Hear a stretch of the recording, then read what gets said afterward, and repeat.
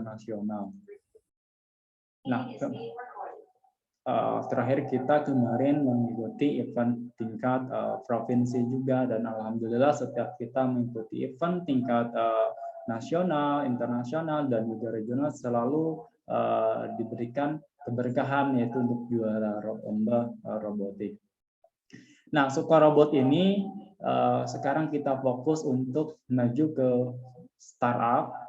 Jadi mohon dukungannya dari teman-teman semua, mohon doanya semoga diberi kelancaran untuk memajukan teknologi robotik di dunia startup ini. Nah, jadi di Suka Robot ini kita punya moto, yaitu belajar, berinovasi, berprestasi. Dengan belajar kita akan berinovasi dan menghasilkan sebuah prestasi. Itu moto kita yang selalu kita terapkan untuk siswa-siswa kami, yang kita terapkan di setiap proyek kami juga. Jadi kalau kita mau prestasi tetap harus belajar. Kalau kita mau prestasi tetap harus berinovasi dulu. Nggak bisa kita langsung prestasi tanpa ada belajar ataupun berinovasi.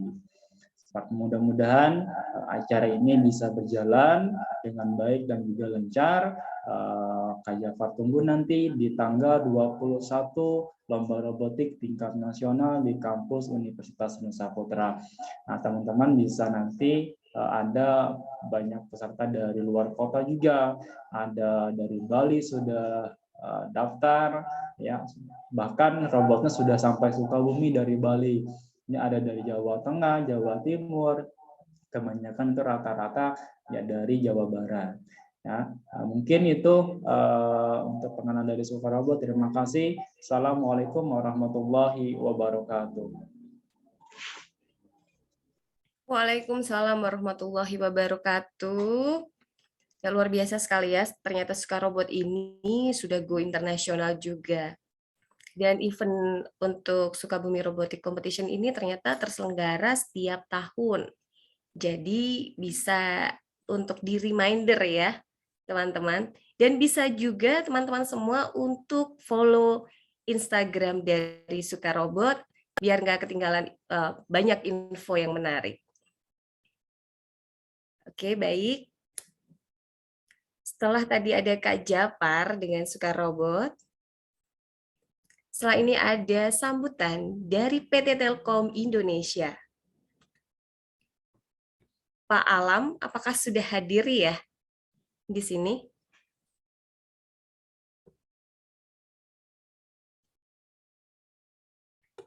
Pak Alam belum hadir ya sepertinya.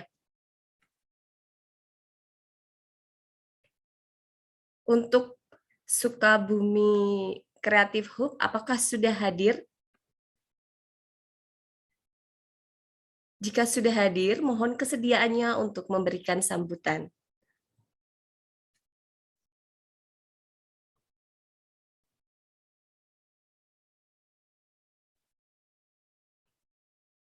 Oh, mohon maaf karena dari pihak Telkom Indonesia dan dari Sukabumi Creative Hub belum hadir. Jadi, kita langsung saja untuk ke acara yang selanjutnya, yaitu Read Aloud, yang akan dipandu oleh Kak Lisa dari komunitas Read Aloud Semarang. Kak Lisa sudah hadir? Sudah hadir ya Kak Lisa? Selamat pagi Kak Dian. Selamat pagi Kak Lisa, gimana kabarnya? Alhamdulillah baik Kak Dian. Alhamdulillah, Semarang cerah ya?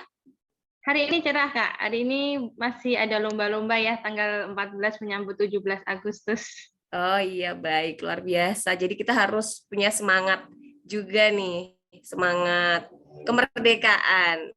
Oh iya, hari ini juga ternyata Hari Pramuka ya, tanggal 14 Agustus.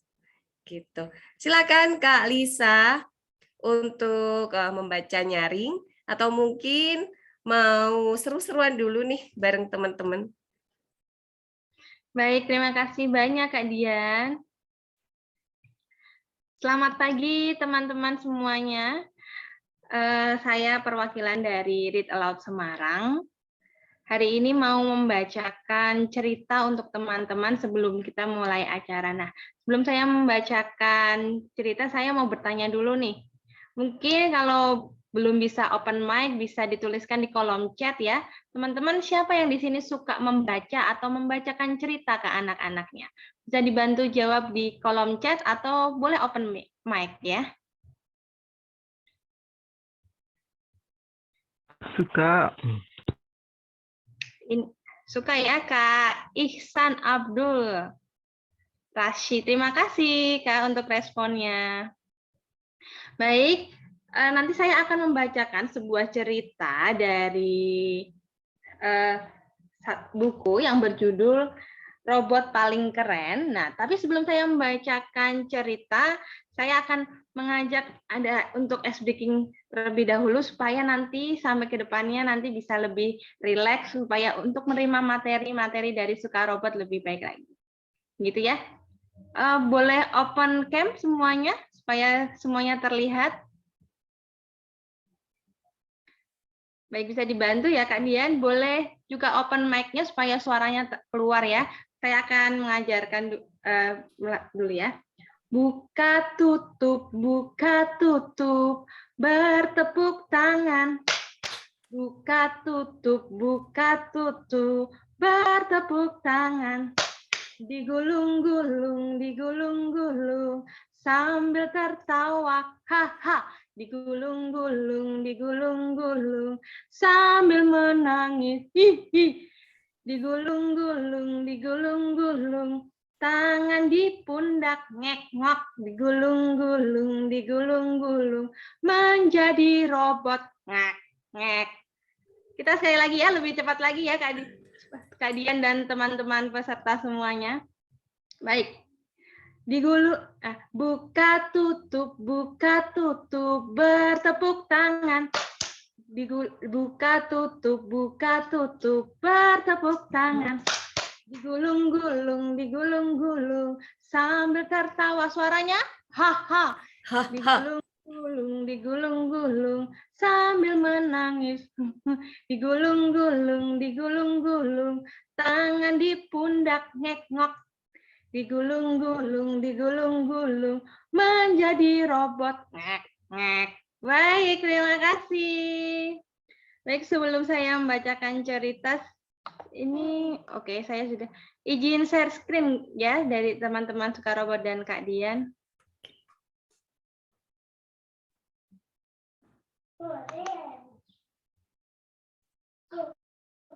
Baik, apakah sudah terlihat?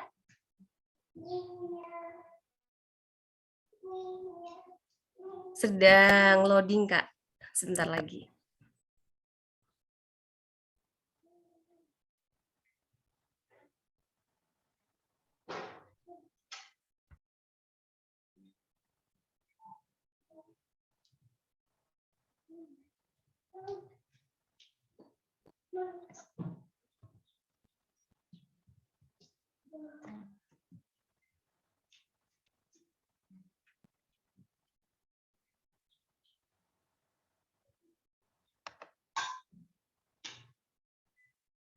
Belum terlihat ya, Kak Dian? Belum, Kak. Tadi sudah sih judulnya aja. Tapi ini putih lagi. Oke.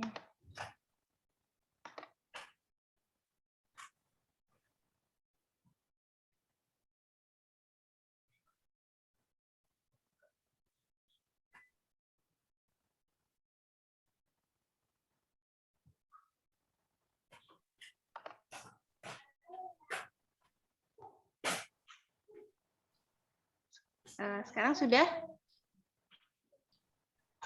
Sudah, Kak. Oke, baik. Baik. Untuk acara hari ini, saya akan membacakan sebuah cerita yang berjudul Robot Paling Keren. Penulis dan ilustratornya adalah Kak Rasi Narika, kemudian penerbit adalah dari Seumpama. Bip, bip, bip. Kompi di sini. Aku robot penjelajah. Bip, bip, bip. Aku ada di planet antah berantah. Bip, bip, bip. Di sini banyak bintang. Bip. Wah, ada planet melayang. Kamu bisa dengar aku? Bip, bip. Ganti. Wah, ini robotnya bernama siapa tadi teman-teman? Namanya Kompi. Di sini banyak sekali terlihat bintang ya. Tapi yang bintang yang ada di gambar ini hanya 6 saja. Oh ya, teman-teman tahu tidak? Planet yang ada cincinnya ini kira-kira ada yang tahu planet apa? Namanya adalah planet Saturnus. Betul, planet Saturnus. Kita lanjut ya.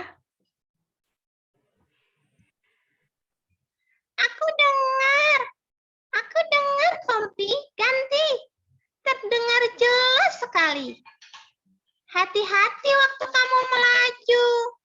Jangan sampai tersandung gunung di depanmu itu. Wah, ternyata Kompi punya teman. Kawan, kamu harus main dengan robot Kompi. Robot paling keren.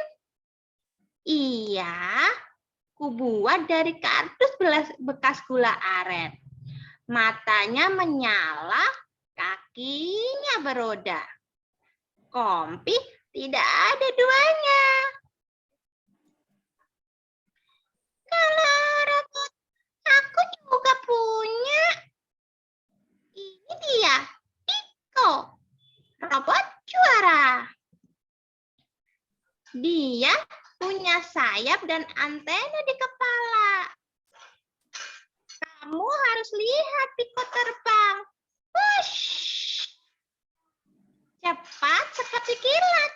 Melesat melawan yang jahat.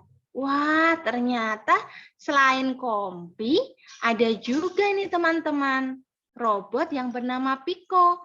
Bedanya kalau Piko ada antenanya 2. Kalau tadi Kompi tidak punya, tapi kakinya terbuat dari roda. Bus, bus, bus, bus. Aku Piko, si robot pembasmi kejahatan. Kota ini ku jaga biar aman. Kalau kamu bikin keributan, bus, bus. Pasti aku lawan. Wah, lihat.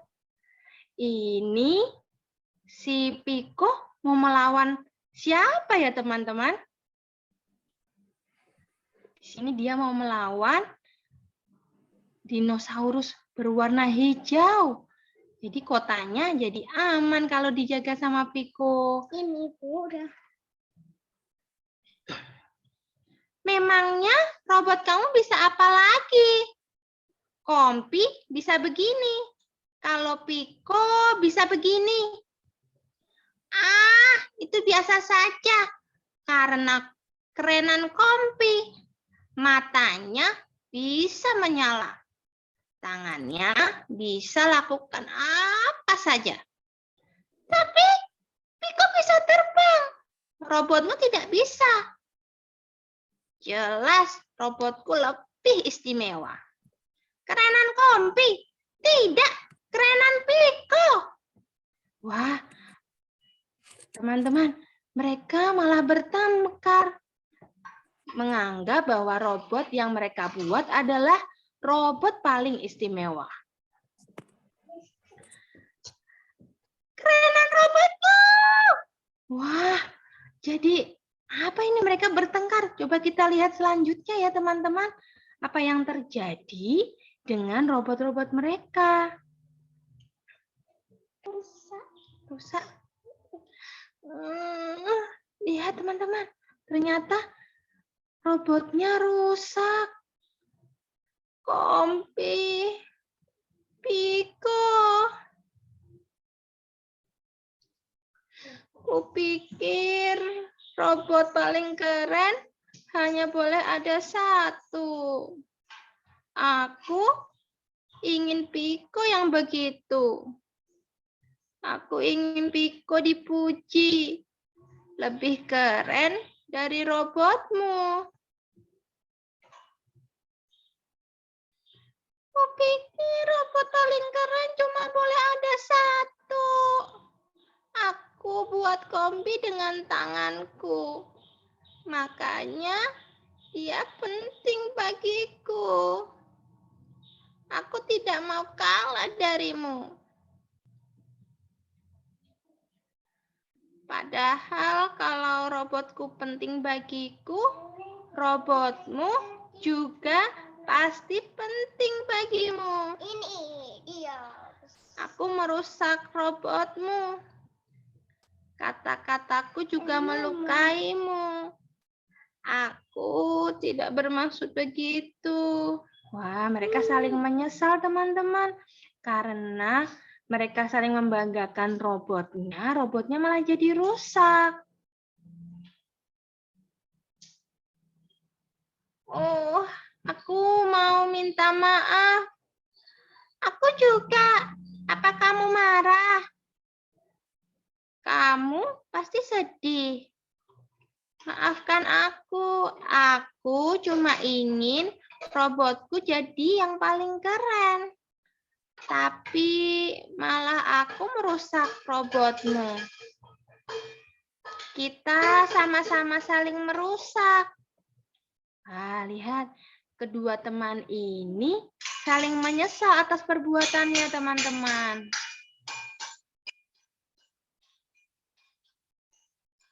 Semalam, aku perbaiki Piko. Masih ada bagian rusak yang terlihat. Tapi Piko tetap keren. Kamu buat dia dengan hebat. Aku belum pernah lihat robot sekeren Kompi. Makanya kemarin aku iri. Kamu pintar sekali. Ini Kompi sudah kutambal di sana sini. Wah, mereka saling memperbaiki robot temannya satu sama lain. Jadi robotnya sudah benar kembali ini, teman-teman. Kompi, Kompi. Bip, bip, bip. Temanku memberimu lampu-lampu menyala dan kertas warna-warni membalut luka. Bip, bip. Aku suka. Bip, bip. Aku ingin main dengan temanmu. Bip, bip. Ganti. Main apa? Bip, bip. Main apa saja asal bersama. Piko, kamu bisa dengar aku? Bes, bes. Pesan diterima. Piko bisa dengar suaramu. Lihat, antenamu terhubung dan kakimu bisa menyala. Temanku yang buat itu. Sekarang kamu bisa lebih cepat melaju. Bes, bes. Piko ingin terbang bersama temanmu. Sini kubisikkan. Temanku juga punya robot keren seperti kamu. Bes, bes. Piko tidak sabar ingin bertemu. Bes, bes. Bisa dengar aku, Kompi? Aku terbang tinggi sekali. Kompi, kamu terlihat keren dari sini. Ganti. Bip, bip. Pesan diterima. Bip, bip. Kakimu keren, Piko. Bisa menyala. Ganti. Bes, bes. Kita sama-sama keren ya, Kompi. Bip, bip. Iya, Piko. Kita bisa keren sama-sama. Wah, Yang awalnya tadi pemiliknya pada bertengkar, sekarang mereka jadi berbaikan. Jadi mereka sudah berteman, teman-teman. Gitu ceritanya. Sama seperti kita.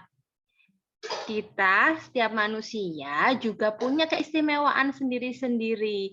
Jadi, tidak ada yang lebih unggul satu sama lain. Kita diciptakan oleh Allah Subhanahu wa taala sama. Jadi, setiap manusia punya keistimewaan sendiri-sendiri seperti Piko dan juga Kompi. Terima kasih sudah mendengarkan Kak Lisa bercerita hari ini. Terima kasih Kak Dian. Sama-sama Kak Lisa. Wah, seru sekali ya cerita robot pada hari ini. Tadi ada Piko dan Kompi. Makasih banyak Kak Lisa. Ya, sama-sama Kak Dian. Terima kasih juga Buka Sukarobot sudah mengajak Read Aloud Semarang untuk berkolaborasi bersama. Sama-sama Kak Lisa. Jangan lupa kalau di sini teman-teman sudah menjadi orang tua atau yang punya sepupu, adik bisa untuk membaca nyaring 10 menit setiap hari. Baik. Setelah ini akan ada sambutan dari Sukabumi Creative Hub yang sudah hadir di acara kita. Selamat pagi, Pak Rio. Halo, selamat pagi. Mangga silahkan Kak Pak Dian. Rio untuk sambutannya. Ya. Bismillahirrahmanirrahim. Assalamualaikum warahmatullahi wabarakatuh. Selamat pagi. Salam sejahtera bagi kita semua. Terima kasih banyak atas undangannya Pak Jafar Siddiq dan teman-teman yang lain. Senang sekali pagi hari ini saya bisa ketemu dengan teman-teman semua di acara literasi digital dan lingkungan persembahan teman-teman Sukarobot.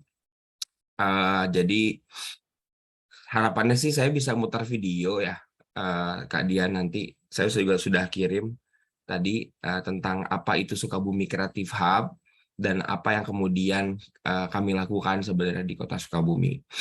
Tapi mungkin sedikit saja pengantar bahwa aktivitas digital di Kota Sukabumi dan apa yang dilakukan oleh teman-teman Sukarobot, saya kira perlu mendapatkan atensi yang kuat ya, bahwa Sukabumi Creative Hub sebagai represent pemerintah Kota Sukabumi yang juga kumpulan dari beberapa komunitas dan aktivitasnya memang merangkul kegiatan-kegiatan anak-anak muda, itu perlu kemudian mendorong lahirnya bibit-bibit atau lahirnya generasi muda yang melek terhadap digital dan juga terhadap lingkungan.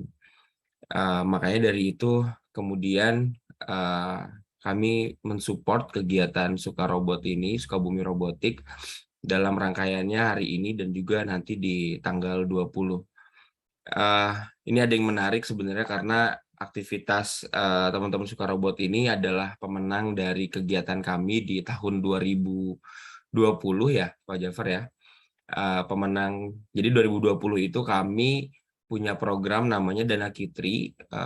Itu adalah program pemberian dana stimulan bagi kegiatan ekonomi kreatif di Kota Sukabumi, dan kawan-kawan dari Sukarobot ini adalah salah satu dari 10 pemenang kami waktu itu.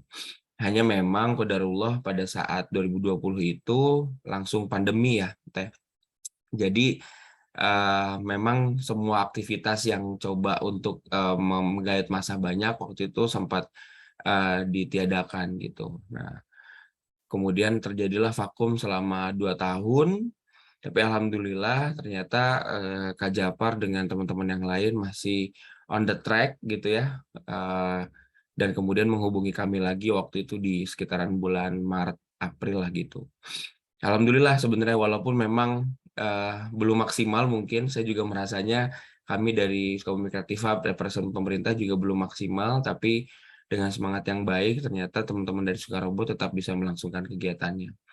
Itu saja mungkin pengantar dari saya. Semoga kegiatannya bisa memberi dampak, bisa kemudian menstimulus juga lahirnya anak-anak muda yang peduli terhadap robotik gitu ya, juga literasi digital dan lingkungan.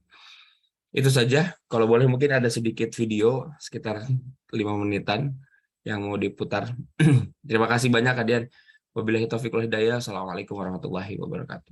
Waalaikumsalam warahmatullahi wabarakatuh. Terima kasih banyak Pak Rio yang sudah mendukung Sukabumi Robotic Competition 2022 ini. Terima kasih banyak. Jadi habis ini kita akan memutarkan video Sukabumi Creative Hub. Bisa minta tolong kakak-kakak untuk diputarkan.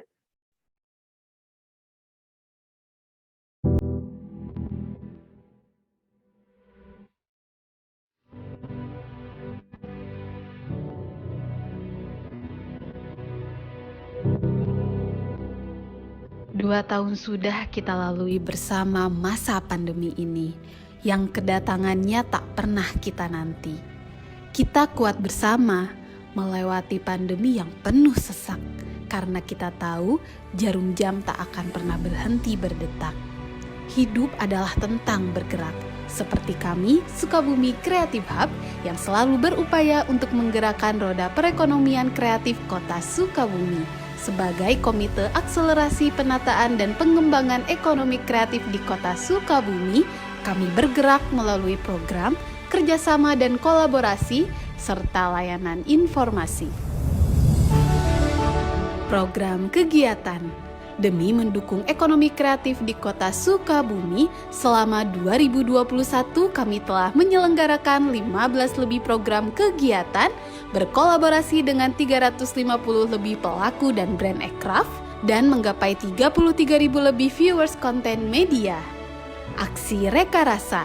Aksi Reka Rasa merupakan ruang untuk bertemu dan berbagi antara mentor dan kreatif trup setiap wilayah untuk memunculkan inovasi yang potensial sebagai pengembangan wilayah-wilayah di Kota Sukabumi. Beranda. Beranda adalah sebuah ruang bertemu dan berbagi yang dikemas dalam serial diskusi publik tentang ide, cerita, atau isu terkini di berbagai subsektor industri kreatif. Beranda tahun ini sudah terlaksana di subsektor aplikasi, pengembangan game, TV radio, dan periklanan. Classroom merupakan program bincang-bincang dan lokakarya seputar bisnis dan siasat dalam menghadapi situasi pandemi COVID-19. Tahun ini sudah terlaksana lebih dari 20 kelas yang terdiri dari kelas webinar dan workshop. Dana Kitri. Dana Kitri merupakan program pemberian dana stimulan untuk dan bagi sesama pelaku ekonomi kreatif. 8 pelaku ekonomi kreatif dari berbagai subsektor telah terfasilitasi di Dana Kitri 2021 tahun ini. Store Is.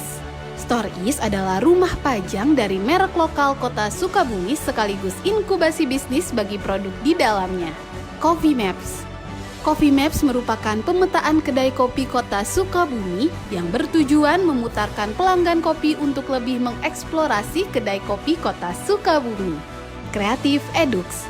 Creative Edux merupakan ruang edukasi berupa kelas seminar, webinar atau talk show, dan pelatihan atau workshop yang mengangkat tema seputar industri kreatif dalam rangkaian Road to Bertemu Berbagi Festival BBF 2022.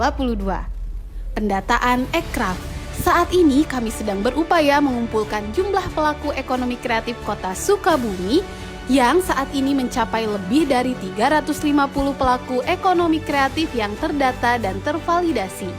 HKI, Sosialisasi Hak Kekayaan Intelektual atau HKI bagi pelaku ekonomi kreatif Kota Sukabumi telah terlaksana dengan 10 pelaku yang terfasilitasi. Artis Asosiasi. Artis asosiasi dilakukan dengan tujuan sebagai sarana distribusi hasil karya pelaku ekonomi kreatif. Rangkaian artis asosiasi diawali dengan Focus Group Discussion atau FGD dan dilanjutkan dengan penandatanganan MOU AA bersama 10 pelaku. Gelar Produk. Gelar Produk merupakan rangkaian acara Road to Bertemu Berbagi Festival 2022 berupa pameran dan bazar dari produk ekonomi kreatif Kota Sukabumi seperti subsektor fashion dan kria. Creative Asset 2021. Kreatif Aset 2021 merupakan buku laporan hasil pemetaan ekstrak yang memuat sorotan pelaku dan komunitas ekonomi kreatif Kota Sukabumi tahun 2021. Kerjasama dan kolaborasi.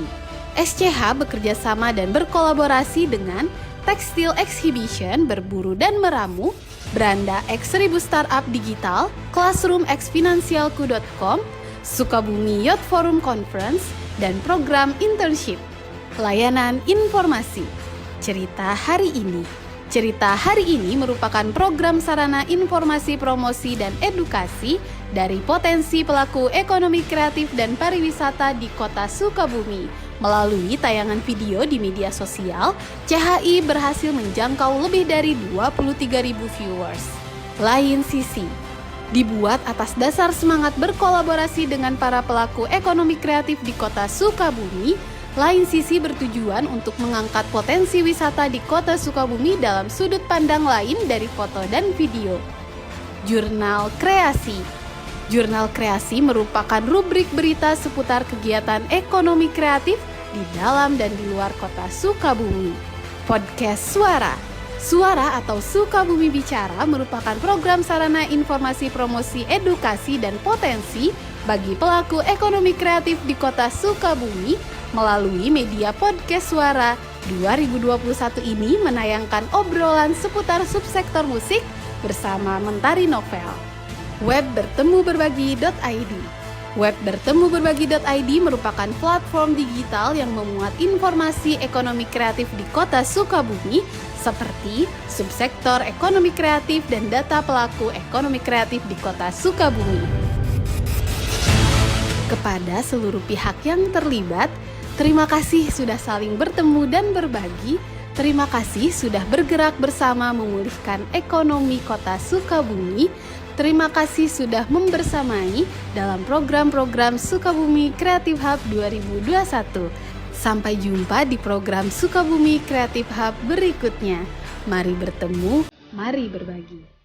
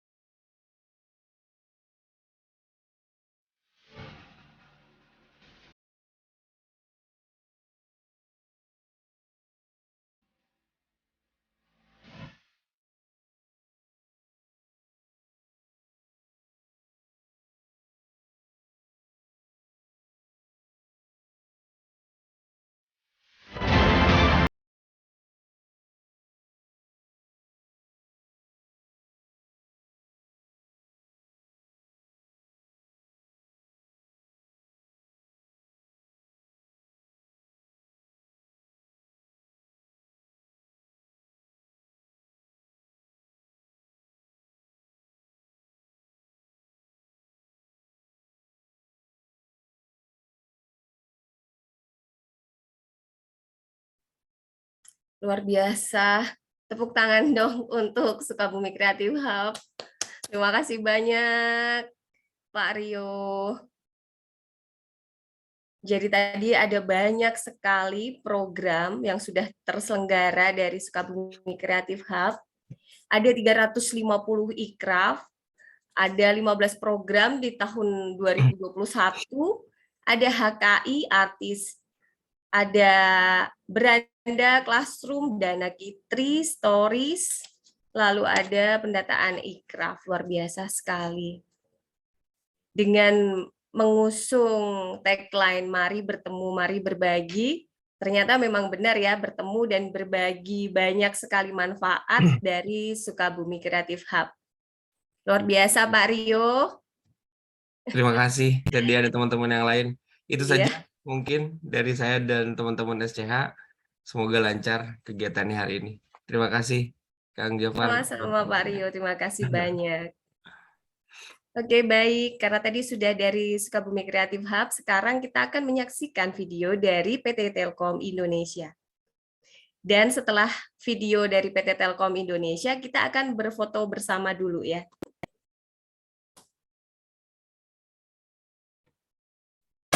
Waktunya dapetin tambahan pemasukan dengan Sobat IndiHome. Sobat IndiHome adalah program reward untuk kamu yang sudah ataupun belum menjadi pelanggan IndiHome. Kamu akan memperoleh poin setiap berhasil mendapatkan calon pelanggan baru IndiHome dengan detail sebagai berikut.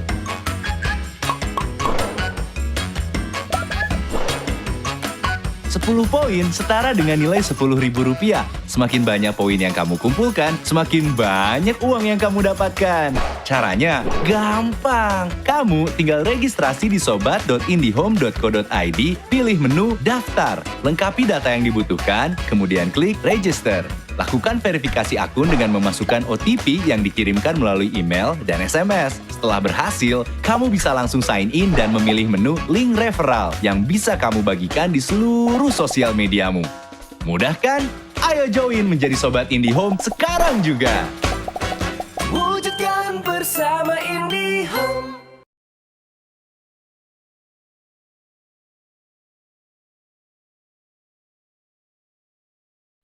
Baik, terima kasih dari PT Telkom Indonesia dan Sobat IndiHome. Terima kasih banyak untuk partisipasi dan sponsorship-nya dalam acara webinar digital literasi ini dan Sukabumi Robotic Competition 2022. Kita mau berfoto bersama dulu, jadi mohon untuk dibuka dulu, untuk on cam dulu ya teman-teman. Silahkan dibuka kameranya karena kita akan berfoto terlebih dahulu.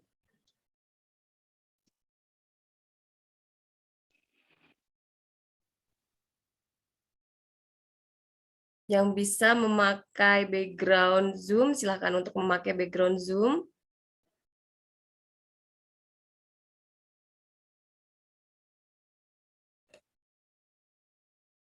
Yang belum mengaktifkan kameranya, dimohon untuk mengaktifkan kameranya dulu sebentar.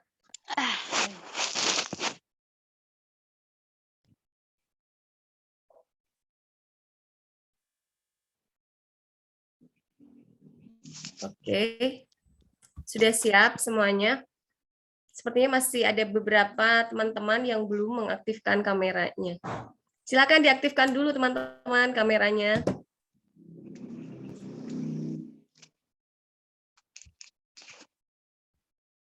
Ada 2 slide di sini.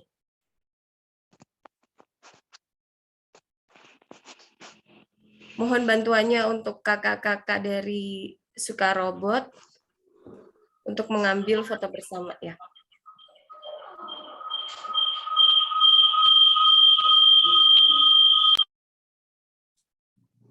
Sudah siap semuanya? Oke, akan saya hitung dalam hitungan ketiga ya. Tahan senyumnya. 1, 2, 3.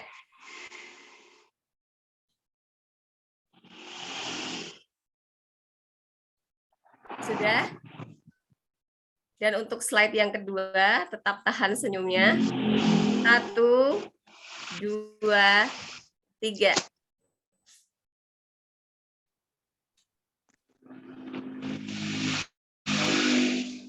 Baik, terima kasih kakak-kakak semua, teman-teman peserta yang sudah mengikuti acara ini. Tapi dimohon untuk tetap mengikuti acara sampai berakhir karena nanti akan ada door prize yang menarik. Oke, ini dia acara yang sudah kita tunggu-tunggu tentu saja, yaitu masuk ke dalam materi webinar digital literasi. Untuk materi pertama akan disampaikan oleh Dr. Panji Pratama MPD. Beliau ini adalah dosen dan penulis. Kakak-kakak dari Sukarobot bisa untuk di-share screen-kan biodatanya dari Pak Panji. Pak Panji Pratama ini lahir di Sukabumi pada tanggal 28 Maret dan menjadi satu dari 10 guru inti nasional mata pelajaran bahasa Indonesia pada program Kementerian GTK Kemdikbudristek 2019 sampai 2021. Dan beliau ini adalah guru bahasa Indonesia di SMA 1 di SMA Negeri 1 Nagrak dan STAI Samsul Ulum Sukabumi. Beliau juga sebagai penulis di Kuiper.com dan juga beliau aktif di berbagai organisasi profesi guru baik tingkat regional maupun nasional. Dan banyak sekali beliau ini sering banget dapat juara. Ada juara 1 lomba penulisan PTK, ada juara 1 Olimpiade Guru Nasional. Terus ada juga juara favorit Lomba Cipta Media Pembelajaran Anti Korupsi tingkat nasional. Terus masih banyak lagi ini, banyak sekali, luar biasa. Lalu ada banyak buku yang sudah beliau tulis. Ada dari BIP, ini Siap UN 2018. Terus ada banyak sekali buku-buku bahasa Indonesia Siap UN, ada jurusan IPS, Aku Menjadi Pelajar Pancasila dari Bina Pustaka. Lalu ada 10 hal teraneh di dunia dan puluhan buku fiksi serta novel Perkamen Sanada yang berhasil menjuarai lomba novel nasional di kuiku.com pada tahun 2020. Terus ada novelnya The Guest House di tahun 2020 dan sepertinya masih banyak lagi penghargaan-penghargaan yang sudah beliau raih. Jadi langsung saja kita akan menyimak dan mendengarkan materi dari Pak Panji. Silakan Pak Panji.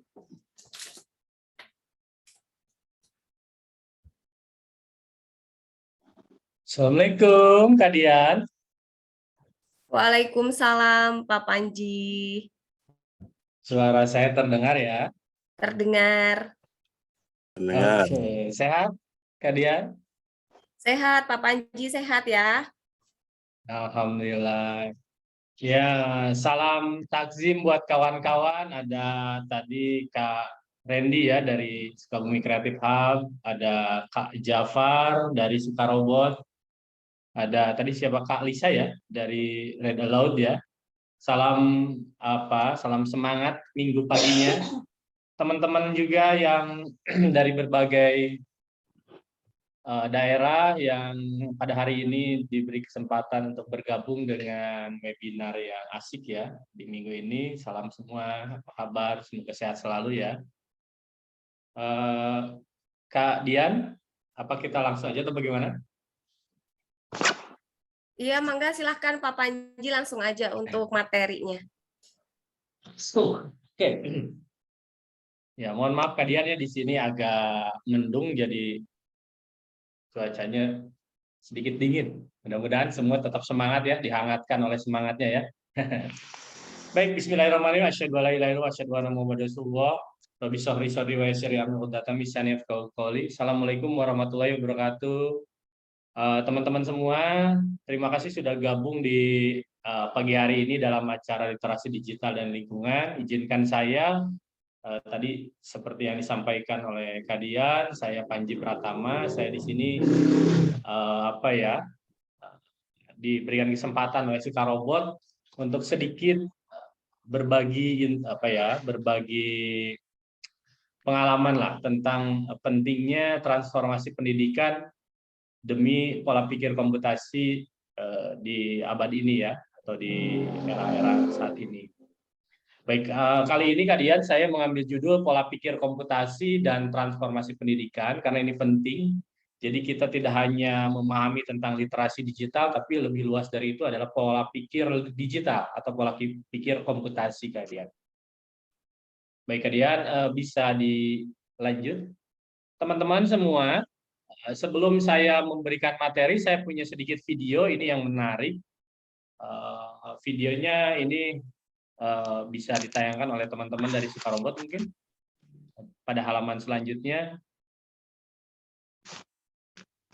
Ya, jadi saya kasih judul "Mari Tengok Jendela".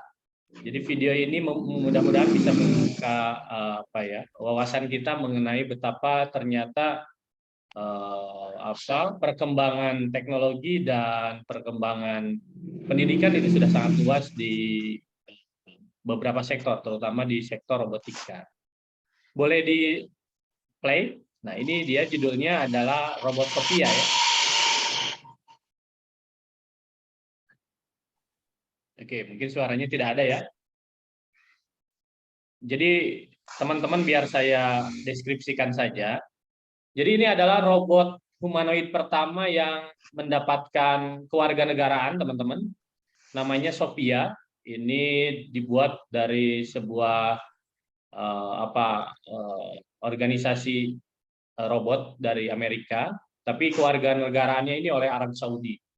Kenapa robot ini bisa meraih kewarganegaraan? Karena ternyata artificial intelligence yang ditanam dalam robot ini sangat sudah sangat bisa menjalankan fungsinya sebagai manusia. Hanya saja satu yang kurang.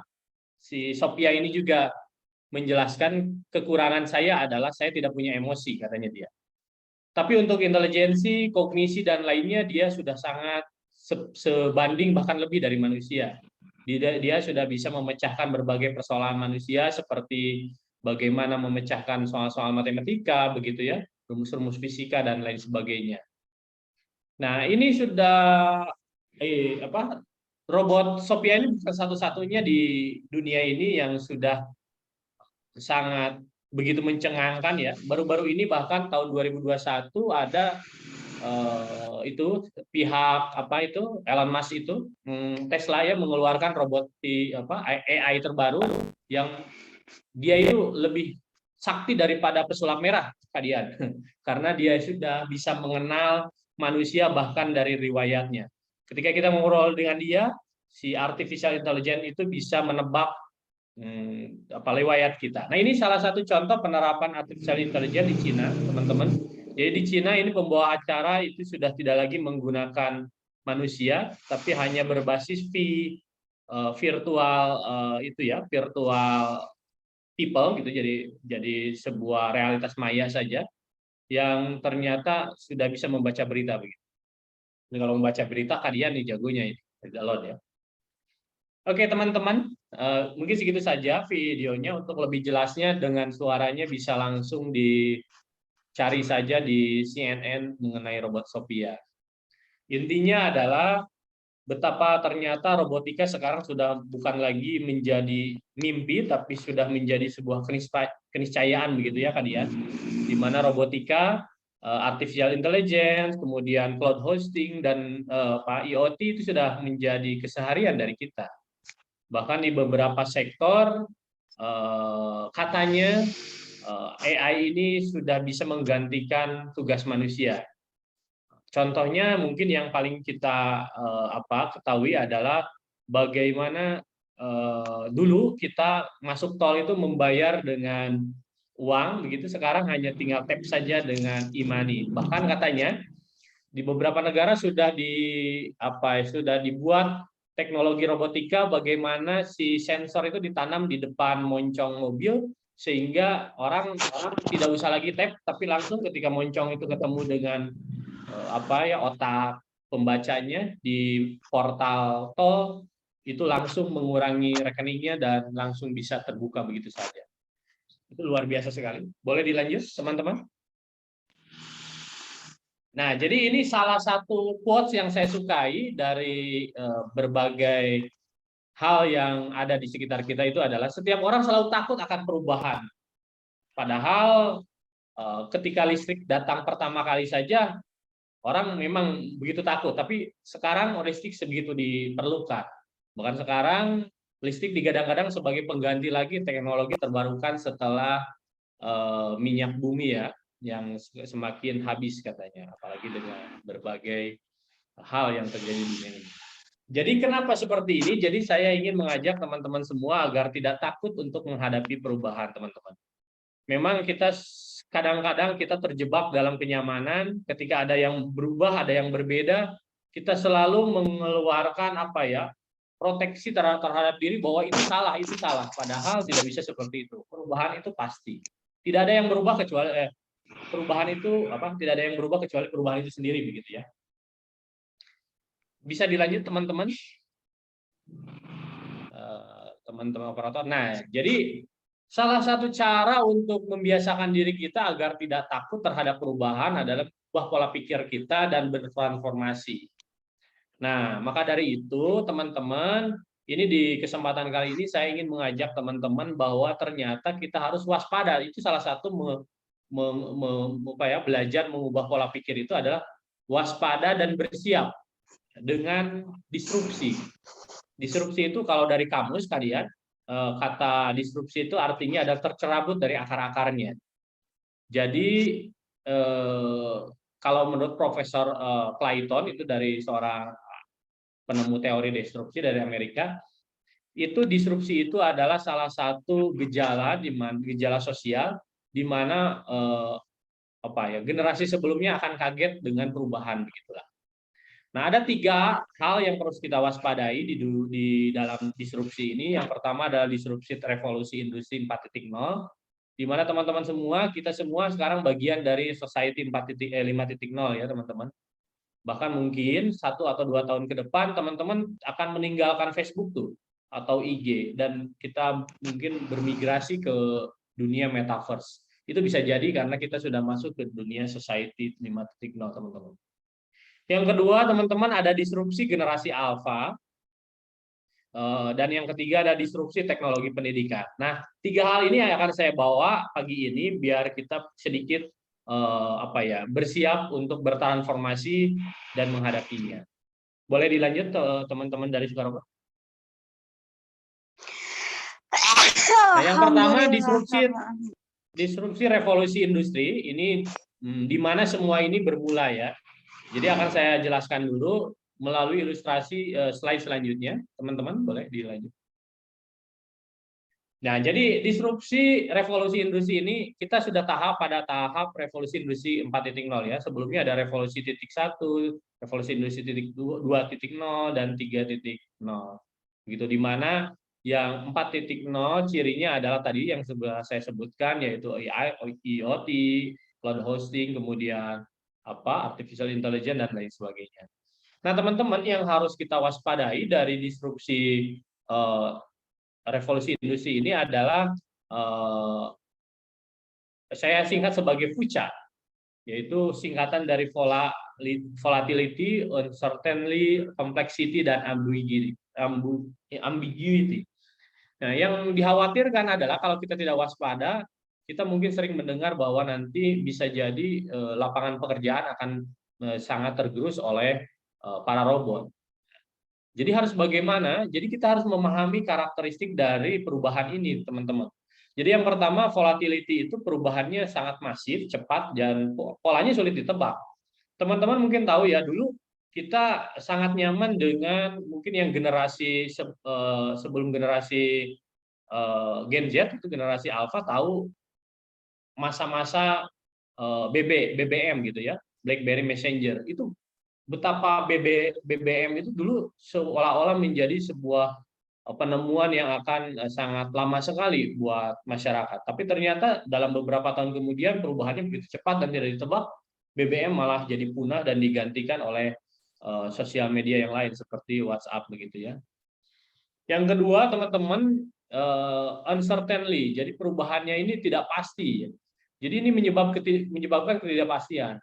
Ketika misalnya dulu orang-orang tidak percaya dengan kuliah online atau belajar online, dan orang hanya percaya bahwa belajar yang baik itu adalah belajar yang tatap muka, Tapi 2 tahun terakhir ini kita kaget sekali. Ternyata memang perubahan itu menyebabkan ketidakpastian ya, di mana belajar itu harus terpaksa secara online begitu ya.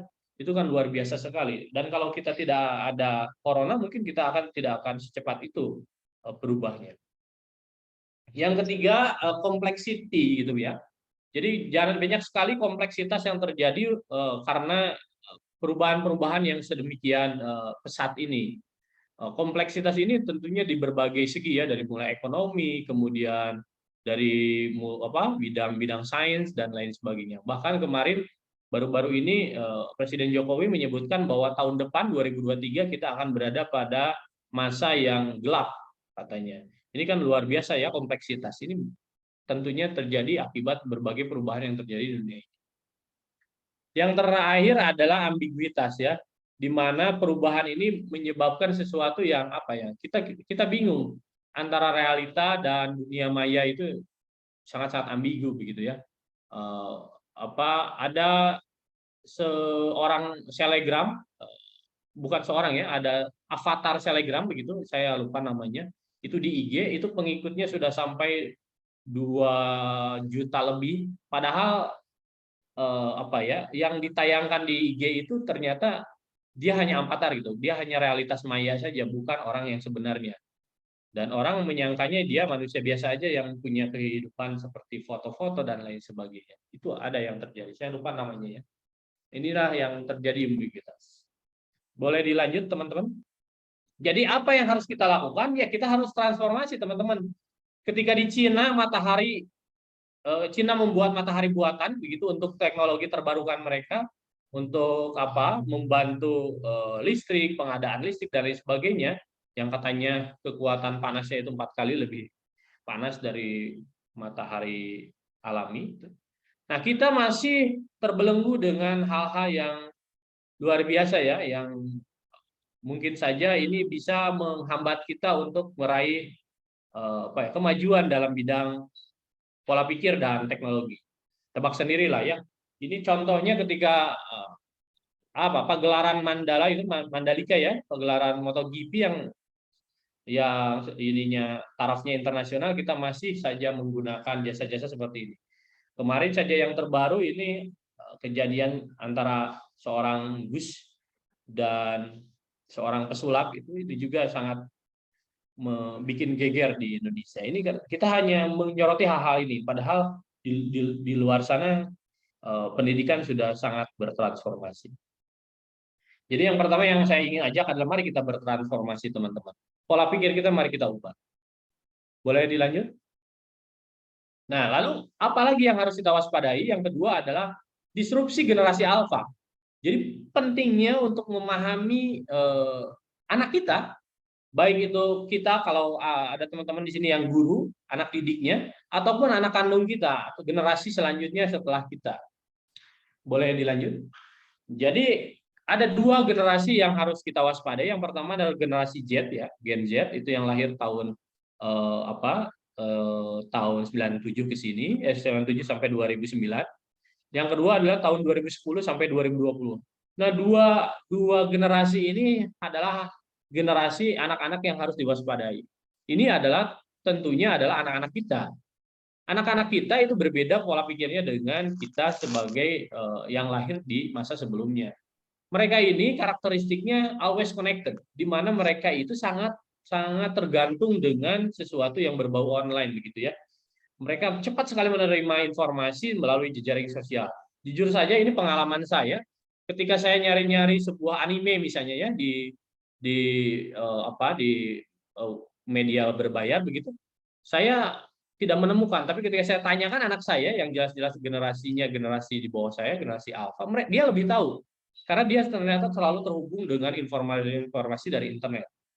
Nah, jadi kita jangan menutup diri dari perubahan ini. Yang kedua, anak-anak kita itu anak-anak yang data literate.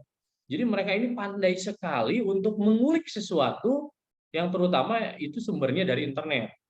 Jadi jangan tanyakan mereka, nanti kalau ke Google kata kuncinya ini ya. Mereka lebih tahu. Bahkan mereka lebih tahu dan lebih senang mengulik Google daripada berada di perpustakaan. Dan yang ketiga, karakteristik dari anak-anak kita itu adalah self learner. Mereka ini seorang pembelajar yang mandiri begitu ya. Jadi kita harus percaya bahwa mereka itu sebetulnya belajar tapi dengan caranya sendiri. Jadi tidak seperti kita yang dulu kalau belajar itu kamu harus berada di meja belajar dengan lampu lalu duduk dengan rapi sampai jam 8. Tidak seperti itu. Ternyata anak-anak kita itu mereka punya cara sendiri bagaimana untuk belajar secara mandiri. Dan mereka mungkin lebih mengetahui platform-platform online yang sekarang lagi tren untuk mereka belajar, baik formal maupun informal. Boleh dilanjut, teman-teman? Nah, hanya yang harus kita waspadai, Bu Dian dan teman-teman semua, mereka punya kelemahan. Ada 2 kelemahan yang paling menonjol di anak-anak kita. Yang pertama adalah instant gratification. Jadi mereka karena mudah sekali mendapatkan sesuatu, mulai dari YouTube, begitu ya, dari Google, mereka menjadi cenderung kegiatannya individualistis. Ya, jadi mereka cenderung kegiatannya individualistis. Mereka senang melakukan sesuatu sendirian. Yang kedua, kelemahannya adalah mereka kekurangan dari skill komunikasinya kurang. Sehingga mereka tidak sabaran dan memberontak. Nah, 2 hal ini sebenarnya bisa segera ditanggulangi dengan kegiatan pembelajaran atau kegiatan pendidikan yang cocok dengan mereka. Salah satunya itu adalah belajar robotika. Karena robotika di situ, robotika sudah mencakup berbagai kompetensi abad 21 di mana kolaborasi, critical thinking, communication-nya juga itu ada. Ya, jadi kita diajarkan komunikasi di robotika, kita juga diajarkan mengenai kolaborasi, bagaimana kerjasama dengan teman-teman untuk menciptakan ide, gagasan begitu. Nah, itu saya kira robotika mempunyai ini. Jadi, cabang ilmu robotik mempunyai ini. Boleh dilanjut, teman-teman? Nah, yang ketiga adalah disrupsi teknologi pendidikan. Jadi semacam sistem berpikir komputasi yang perlu dipilih sebagai solusi. Barusan saya menyatakan bahwa ternyata anak-anak kita memang menyukai model pembelajaran yang mungkin berbeda dengan kita. Mereka memilih pelajaran-pelajaran yang lebih inovatif. Saya kenal Ibu Dian ini, Kak Dian ini punya anak yang dia senang sekali untuk bikin-bikin penemuan dari robot yang dia punya ya. Kayak dia bikin robot yang bisa memasukkan cucian ketika hujan sendiri, dan lain sebagainya. Itu saya tahu. Nah, ini memang karakter mereka seperti itu. Mereka senang seperti itu. Boleh dilanjut, teman-teman? Teman-teman? Halo?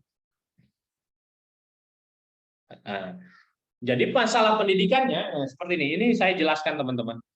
Jadi dalam sebuah penelitian di UNS baru-baru ini terjadi sebuah kecenderungan yang menjangkiti anak-anak kita, di mana anak-anak kita ini mengalami stres luar biasa karena beban belajar dan cara guru-gurunya dalam mengajar yang belum bisa bertransformasi begitu ya.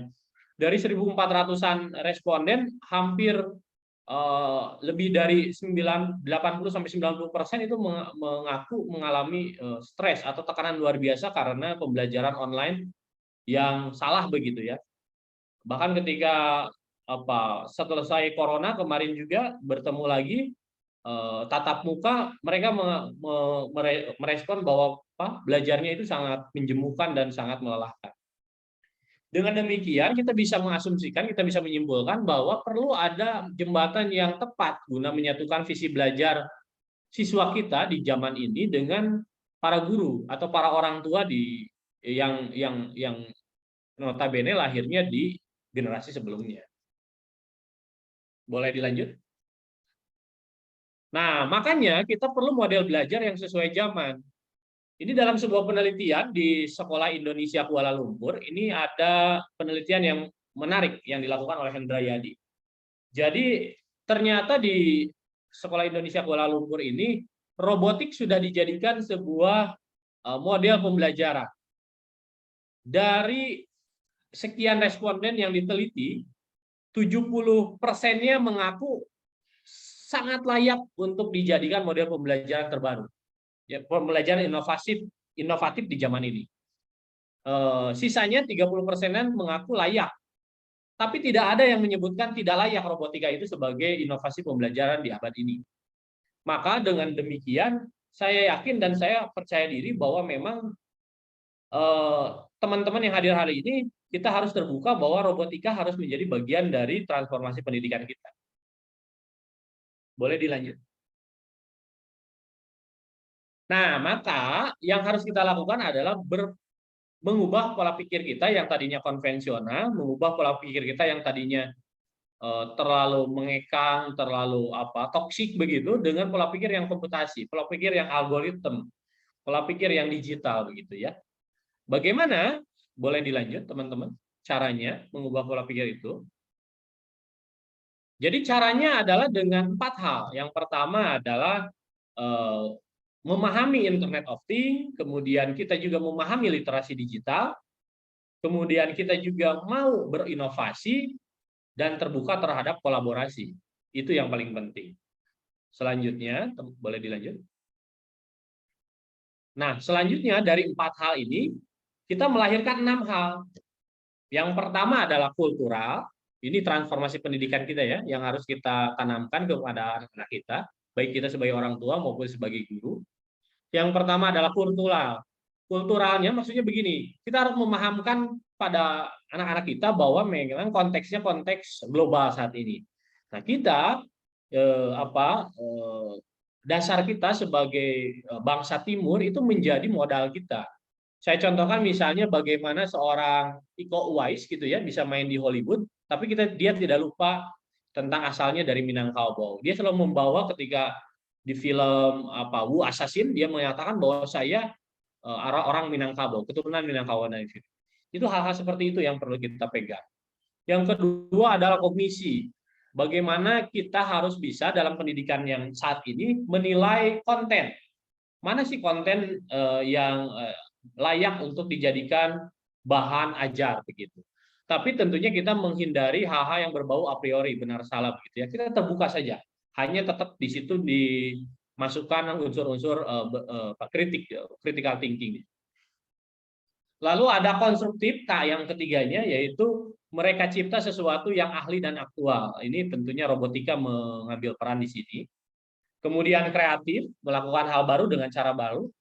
Ini saya senang sekali kemarin Suka Robot pernah menjuarai lomba tingkat ASEAN ya, dengan salah satu inovasinya membuat sebuah sistem robotika untuk merespon orang yang punya kecenderungan atau gejala corona, COVID. Ini luar biasa kreatif ya. Bisa jadi kalau ide ini, gagasan ini diaplikasikan, ini negara akan membutuhkan ini. Ini luar biasa. Sistem kesehatan, pengamanan, begitu dan lain sebagainya. Ini luar biasa sekali. Lalu komunikatif, jadi memahami kinerja jejaring serta percaya diri dalam komunikasi. Nah, ini bisa diajarkan sebetulnya. Dan yang terakhir adalah kritis, yaitu bagaimana menyikapi konten dan bertanggung jawab secara sosial. Nah, 4-6K ini mudah-mudahan bisa dipegang oleh kita sebagai modal kita bagaimana mentransformasi pendidikan, baik itu cara kita terhadap anak sebagai bagian dari parenting gitu ya, ilmu parenting, ataupun sebagai guru sebagai bagian dari cara model mengajar. Boleh dilanjut? Ini mohon maaf sedikit lagi teman-teman. Nah, jadi saya memperkenalkan ini Suka Robot. Ini Kak Jafar, ini foundernya. Ini Suka Robot sebenarnya sudah mempunyai dasar-dasar tadi yang seperti yang sudah saya sampaikan ya. Jadi ini lembaga pendidikan non formal, tetapi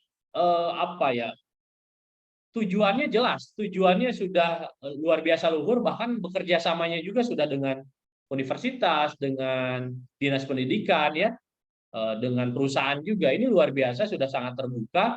Dan Sukabumi Robotik ini ternyata sudah memahami bagaimana cara memberikan model ajar atau ya model mengajar yang tepat terhadap siswa begitu.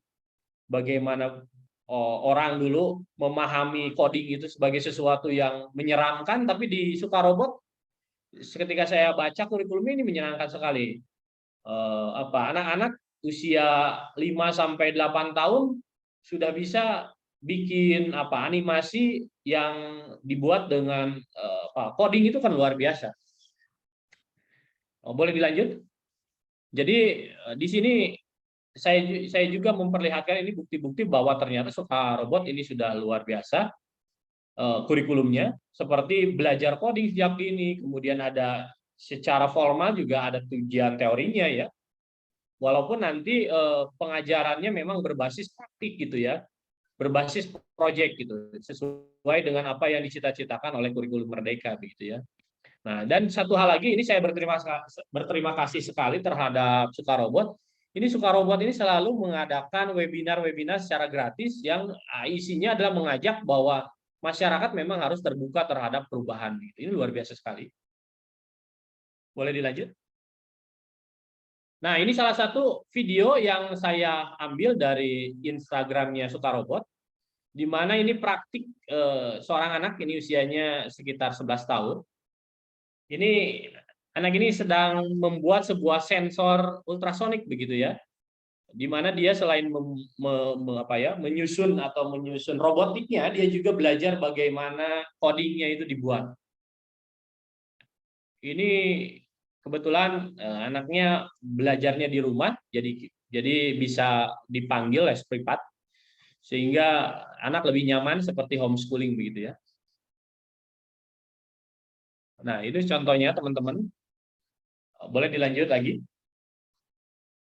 Nah, terakhir, kalau yang belum bergabung dengan Suka Robot, saya menyarankan ikut dulu kompetisinya.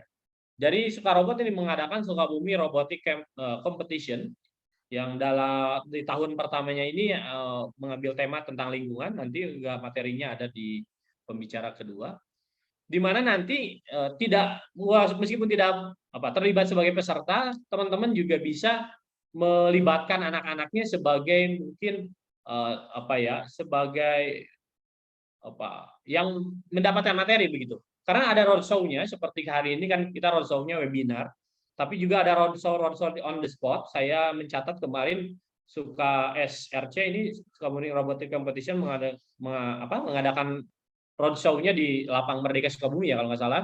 Itu mereka langsung on the spot mengajarkan bagaimana menyusun sebuah robot dan lain sebagainya. Ini kan menarik sekali, sehingga nanti mungkin bisa nonton langsung bagaimana sih kompetisi robot itu sebenarnya. Kalau tidak salah ini kompetisinya akan dilaksanakan di Universitas Nusa Putra ya. Selanjutnya. Nah, terakhir saya ingin berpesan sesuai dengan apa yang pernah kita sering dengar ya, dari kata-kata Sayyidina Ali bin Abi Thalib radhiyallahu anhu ya, di mana katanya didiklah anakmu sesuai zamannya. Jadi saya kira kata-kata ini akan penting sampai akhir zaman nanti, di mana kita jangan terlalu egois dengan sistem yang kita punya, tapi kita harus terbuka bahwa memang perubahan itu adalah keniscayaan. Satu lagi slide terakhir. Oke, itu saja mungkin dari saya. Terima kasih dan sampai jumpa lagi. Mohon maaf kalau saya ada salah-salah kata. Kalau ada yang perlu didiskusikan, boleh nanti kita buka sesi tanya jawab, atau mungkin bisa menghubungi saya baik melalui Instagram atau jaringan pribadi. Demikian Bu Kadian, Kak Jafar dan teman-teman semua. Akhirul kalam, wassalamualaikum warahmatullahi wabarakatuh. Waalaikumsalam warahmatullahi wabarakatuh. Terima kasih banyak Pak Panji untuk materinya yang luar biasa ini. Kita jadi terbuka banget ini. Mindset-nya tentang digital literasi itu ternyata nggak hanya melulu tentang menulis gitu ya Pak ya. Untuk teman-teman yang ingin bertanya bisa langsung tulis aja di kolom chat nama, terus asal kotanya sama pertanyaannya. Atau yang mau langsung tanya nanti bisa untuk bertanya langsung. Tapi sesi pertanyaan ini akan kita simpan dulu setelah materi kedua. Jadi nanti biar sekalian aja. Bisa di-chat dulu untuk teman-teman yang mau menanyakan yang tadi materinya Pak Panji. Dan untuk materi kedua ini akan disampaikan langsung oleh Bapak Junediono S. Hud, MSI, sebagai Kepala Subdirektorat Reboisasi Kementerian Lingkungan Hidup. Pak Junaidinya sudah, Pak Ya, siap. Junaid Ya, sudah Mbak. Ya, sudah Mbak, siap ya. ya Pak ya untuk Saya menyampaikan share materi aja materi. ya. Ya, Saya share saja ya. ya. Tolong Silakan Pak. minta host di apa? Oh Di ya, disable.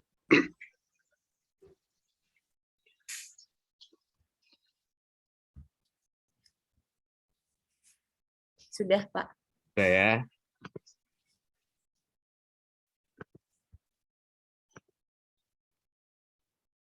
Ya, sebelum saya memaparkan paparan kami, saya mengucapkan terima kasih ke kawan-kawan Suka Robotik, kawan-kawan yang terus berusaha mengembangkan teknologi-teknologi walaupun masih sangat sederhana.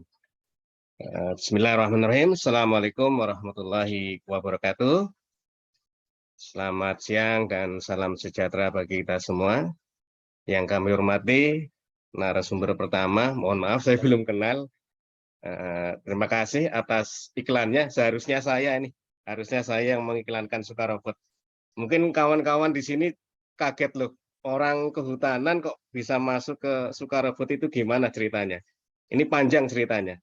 Jadi dulu sebelum Suka Robot ini terbentuk, ada namanya Robotori Bogor. Ini awalnya, namun karena sesuatu hal Robotori ini pandemik akhirnya agak kolaps. Maka saya dan Mas Jafar berunding lah, ini apa yang harus kita kerjakan. Akhirnya muncullah brand Suka Robot.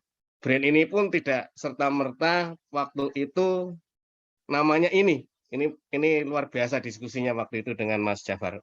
Saya ucapkan selamat.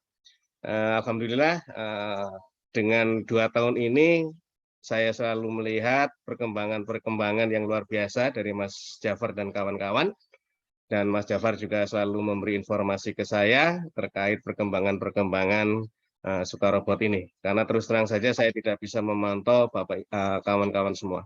Jadi saya terima kasih nih, tadi pembicara pertama sudah mengiklankan Suka Robot, jadi saya nggak perlu lagi.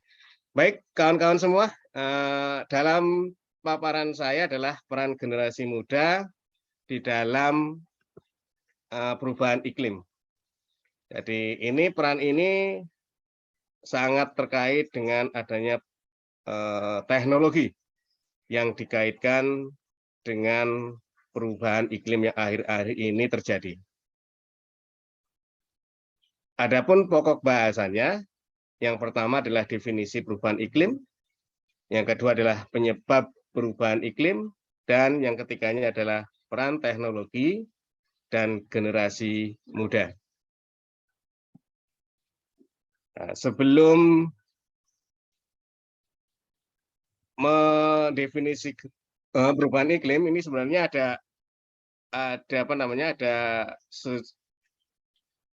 bisa nggak ya, ada film ini. Mudah-mudahan kita lihat dulu sebentar, mudah-mudahan ada suaranya, jadi nggak perlu menceritakan. Ini adalah perubahan iklim yang dibuat oleh kawan-kawan kami di dalam Pekan Festival Perubahan Iklim. Kita coba lihat sama-sama.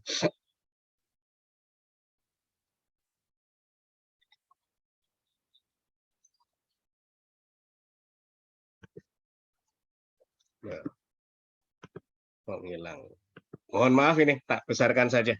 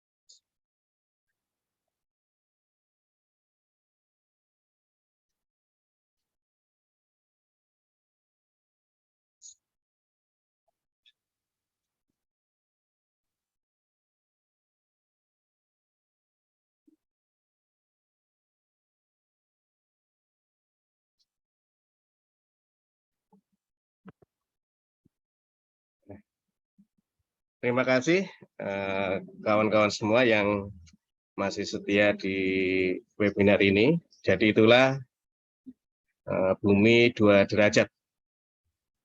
Ini diakibatkan adanya perubahan iklim. Lalu perubahan iklim itu apa sih? Ini dalam Wikipedia, perubahan iklim didefinisikan sebagai perubahan pola dan intensitas unsur iklim dalam periode waktu yang sangat lama. Bentuk perubahannya berkaitan dengan perubahan kebiasaan cuaca atau perubahan persebaran kejadian cuaca. Kawan-kawan semua, tadi pada video yang telah ditayangkan, terjadi dalam asumsi adalah suhu bumi naik 2 derajat. Tentunya dalam periode waktu yang lama. Ini terjadi karena ada perubahan pola.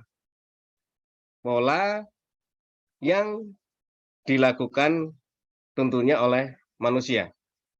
Ini lebih cenderung dilakukan oleh manusia, karena kalau perubahan di dalam alami tidak begitu signifikan di dalam perubahan iklim, tapi perubahan ini adalah perubahan yang cenderung dilakukan oleh manusia.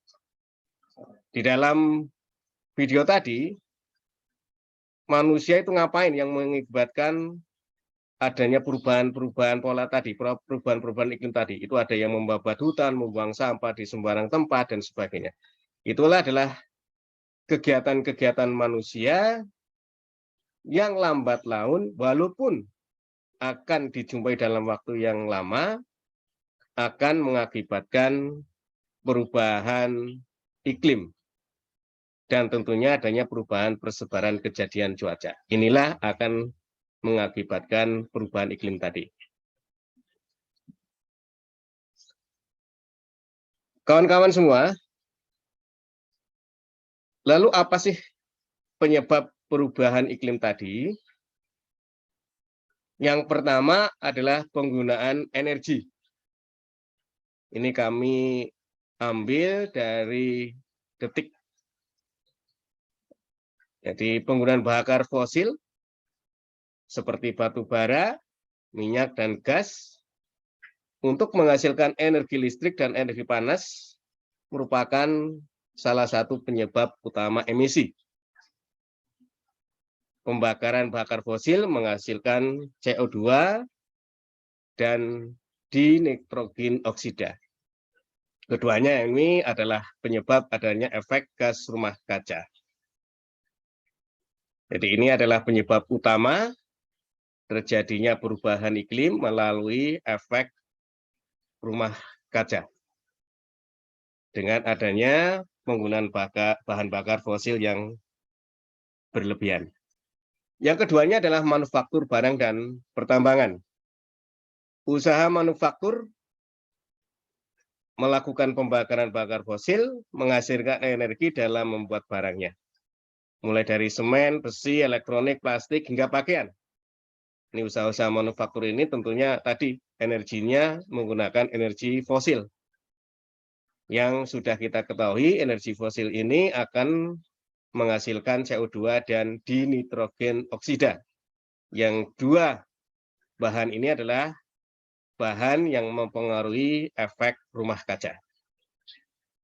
Usaha pertambangan, konstruksi, dan proses industri lainnya juga kerap beroperasi dengan menggunakan batu bara, minyak, atau gas. Yang alhasil, proses industri dan manufaktur tadi menjadi salah satu kontributor emisi gas rumah kaca terbesar di seluruh dunia. Ini adalah dua penyebab utama. Penyebab yang ketiga adalah, tadi di film juga adanya penebangan hutan. Ini penebangan hutan menghasilkan emisi, karena pohon yang ditebang akan melepaskan karbonnya. Yang tentunya karbon ini tersimpan di dalamnya, baik di daun, batang, maupun akarnya. Karena pohon memang sebagai banknya karbon, apalagi adalah mangrove. Di sisi lain, hutan berfungsi untuk menyerap karbon dioksida, tapi karena adanya penggundulan hutan, maka tentunya kemampuan hutan di dalam mengurangi emisi di atmosfer akan semakin berkurang. Sebab yang keempat adalah penggunaan alat transportasi. Ini juga berkaitan dengan pemakaian bahan bakar fosil. Karena sebagian besar kita harus mengetahui bahwa bahan bakar alat transportasi kita masih didominasi oleh bahan bakar fosil, seperti bensin dan sebagainya. Dan alhamdulillah, akhir-akhir ini tadi seperti yang diceritakan oleh narasumber yang pertama, dengan penemuan-penemuan teknologi, penemuan-penemuan yang bersifat saintifik, muncullah energi yang terbarukan seperti listrik maupun yang lainnya. Sebab yang kelima adalah produksi makanan. Produksi makanan juga merupakan kontributor utama di dalam perubahan iklim. Karena berbagai aktivitas produksi seperti pengemasan, pendistribusian menghasilkan emisi gas rumah kaca tadi. Karena produksinya juga menggunakan fosil, pengemasannya juga mungkin dengan kayu maupun bahan yang lain, distribusinya tadi juga menggunakan bahan bakar fosil, maka tentunya akan menghasilkan emisi gas rumah kaca tadi, yang karbon dioksida dan dinitrogen oksida. Kegiatan produksi makanan tadi menyumbang emisi gas rumah kaca yang tadi karena makanannya kita produksi dari hutan. Sahabat Sukarobot yang berbahagia, kita ketahui bahwa di Indonesia ini produksi pertanian maupun kehutanan dalam artian luas masih bersifat farm, berorientasi pada farm, artinya berorientasi pada lahan. Kalau lahannya tidak banyak atau tidak luas, maka produksinya tidak banyak juga. Harusnya sudah dimulai dengan intensifikasi, baik intensifikasi pertanian maupun intensifikasi kehutanan, dengan penemuan tadi, penemuan teknologi, alatnya. Syukur-syukur ada temuan robot yang bisa memanen, misalkan memanen tanaman apa, atau memanen ikannya Mas Jafar di ladangnya. Dan temuan-temuan tadi tentunya akan mengurangi pola-pola ekstensifikasi, perluasan lahan pertanian atau lahan kehutanan atau usaha pertanian dalam arti luas, agar tidak melebar-melebar tadi, yang akhirnya melakukan penggundulan hutan dan lainnya, yang akhirnya akan menjadi penyumbang emisi gas rumah kaca. Penyebab yang keenam adalah suplai energi untuk ruangan. Ini suplai energi ini tadi biasanya kita menggunakan AC ya. AC ini kita menggunakan listrik dihasilkan oleh bahan bakar fosil, akhirnya ternyata juga dapat menyebabkan emisi gas rumah kaca. Makanya tadi di dalam video, yuk berhemat listrik, berhemat penggunaan listrik. Kalau sudah tidak digunakan, yuk dimatikan. Yang ketujuh, pemakaian berlebihan, baik berupa pakaian maupun bersifat plastik. Konsumsi dan gaya hidup sehari-hari yang ingin praktis ya, yang ingin praktis, ke sana kemari, nggak ingin ribet, bungkus makanan dulunya pakai daun, sekarang pakai plastik, tetapi sangat berlebihan, buang plastiknya juga sembarangan, buang plastik, diselokan, akhirnya menyebabkan banjir dan sebagainya. Dan bahan-bahan tadi yang diperoleh juga ternyata di dalam pembuatannya menggunakan bahan-bahan bakar fosil, yang juga akhirnya kalau kita berlebihan, maka pemakaian bahan bakar tadi untuk menghasilkan pakaian hingga plastik juga akan semakin besar pula. Sehingga mari kita hemat di dalam penggunaan plastik maupun yang berupa pakaian tadi. Ini adalah peran teknologi atau bahan yang ketiga, peran teknologi dan generasi muda. Pertanyaannya adalah, apa sih peran teknologi dan terutama yang bagi generasi muda di dalam perubahan iklim tadi? Ini adalah generasi muda dan peduli aksi iklim. Nah, ini teknologi sangat penting dalam penanganan masalah perubahan iklim. Karena dengan teknologi memampukan kita untuk melakukan dan menyelesaikan hal-hal yang tidak bisa kita kerjakan oleh tenaga manusia. Syukur-syukur nanti Suka Robot bisa menghasilkan robot yang tadi diceritakan narasumber pertama, mudah-mudahan.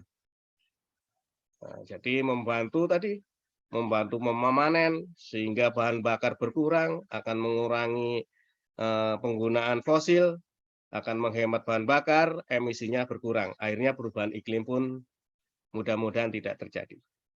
Selain itu, teknologi pun sudah menjadi bagian dari kehidupan masyarakat di tengah revolusi industri 4.0 ini. Karena teknologi khususnya dalam platform digital dapat mendukung dan membuat tenaga manusia menjadi lebih efektif untuk menciptakan tindakan nyata dalam menangani perubahan iklim. Ini perkembangan zaman ternyata membawa banyak dampak, terutama yang kemarin sekitar 2 tahun terakhir ini dengan adanya pandemi COVID, ternyata kita dipaksa untuk melek teknologi. Bagi orang-orang seperti saya yang jadul tentunya akan kaget. Bekerja di anywhere, dimanapun dengan menggunakan teknologi. Mengajar juga dengan menggunakan teknologi. Awal-awalnya mungkin kita merasa susah. Ini kok susah banget sih. Tetapi karena itu suatu keharusan dipaksa, maka jadi juga. Jadi sekarang kita merasa, walaupun ya pandemi COVID ini masih berjalan, namun kita sudah merasa bahwa itu suatu keharusan sehingga kita harus belajar. Jadi inilah hikmah adanya pandemi COVID yang mengharuskan kita melek teknologi. Dan alhamdulillah sampai sekarang kita bisa beradaptasi yang dulunya grundel, oleh orang Jawa bilang grundel, itu ngersuloh. Karena tadi kita tidak bisa lepas dari perubahan. Dan orang yang bisa berdiri adalah orang yang bisa berubah sesuai dengan kondisi zamannya. Ini sesuai dengan data juga ada peningkatan suhu di bumi di tahun 2020 kurang lebih 1,02 derajat Celcius. Ini kita sudah merasakannya nih. Sumuk, Bogor dulunya dingin, sejuk, sekarang juga sumuk, harus pakai AC. Nggak tahu kalau yang di Sukabumi ya, karena saya lebih cenderung kalau di Sukabumi ke di Almatuk ya, jadi masih dingin. Nggak tahu kalau yang Sukabumi kota dan sebagainya. Mungkin kondisinya juga tidak berbeda dengan kondisi di Bogor yang sudah mengalami kesumukan yang harus ber-AC. Kenapa? Ternyata ada data bahwa di tahun 2020 suhu di bumi kita meningkat kurang lebih 1,02 derajat Celcius. Ini adalah contoh teknologi digital untuk aksi iklim. Nah, Bapak Ibu yang kami hormati, kawan-kawan semua, saya pernah berdiskusi dengan Mas Jafar. Terus terang saja, saya juga sebagai pembina banyak organisasi ya. Salah satunya adalah Asosiasi Tanaman Hias Indonesia, dan saya juga sebagai founder Kebun Begah yang terdiri dari petani-petani kecil. Saya pernah mengatakan bagaimana kita bisa mengkonsep ekonomi digital yang berbeda dengan Tokopedia, Lazada, dan sebagainya. Jadi transaksinya adalah langsung, orangnya tahu, bercakap-cakap, tidak hanya bersifat tulisan, tetapi benar-benar hadir, transaksi, jalan. Nah, bisakah kita melakukan itu? Saya yakin bisa. Saya yakin bisa. Dan saya yakin mampu untuk mengembangkan tadi. Teknologi digital tadi akan mengurangi pemakaian bahan bakar. Karena tidak perlu lagi kita jauh-jauh datang ke lokasi saya misalkan di Bogor untuk hanya sekedar membeli alpukat atau membeli tanaman hias atau membeli madu atau berrekreasi. Rekreasi pun sekarang menjadi ada juga yang mengembangkan rekreasi digital. Kawan-kawan saya sudah mengembangkan itu. Jadi tidak mustahil bahwa di era teknologi ini akan terjadi digital transaction melalui tadi e-commerce. Yang tentunya tadi akan menghemat bahan bakar, menghemat penggunaan tanah tadi yang ekstensifikasi, sekarang berubah jadi intensifikasi. Dan banyak sekali dengan adanya kemajuan teknologi ini akan mudah-mudahan akan meniadakan perubahan iklim tadi yang katanya akan naik 2 derajat tadi. Ataupun seandainya akan terjadi, kita bisa membuat lama prosesnya.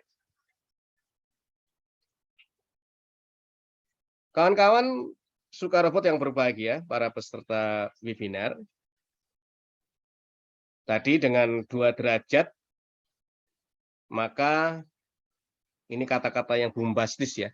Bumi kita berlahan mulai meleleh.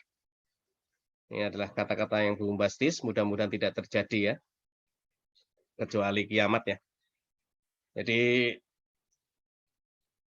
untuk menghindari tadi atau setidaknya kita ikut berpartisipasi untuk memperlama prosesnya, maka ada beberapa hal tadi yang bisa kita lakukan. Kurangi pemakaian BBM, bahan bakar minyak yang berbasis fosil. Keduanya, ini tadi matikan lampu sebelum tidur, tapi jangan takut gelap. Terus matikan keran air ketika sudah selesai menggunakannya. Dan yang tidak kalah pentingnya adalah mari kita melakukan penanaman pohon. Jadi ternyata tadi penanaman pohon tadi bisa secara signifikan mengurangi adanya kenaikan suhu bumi. Ini adalah beberapa hal yang bisa kawan-kawan lakukan dan sangat mudah. Tinggal kita terdidik dan disiplin. Jadi ini sangat mudah, hal-hal yang sangat mudah. Saya tidak memberikan langkah-langkah yang bahasa langitan lah. Ini sangat mudah dilakukan oleh kawan-kawan semua. Untuk mari sama-sama mengurangi, mencegah adanya perubahan iklim tadi. Biar tidak suhu bumi 2 derajat naik terjadi terlalu cepat.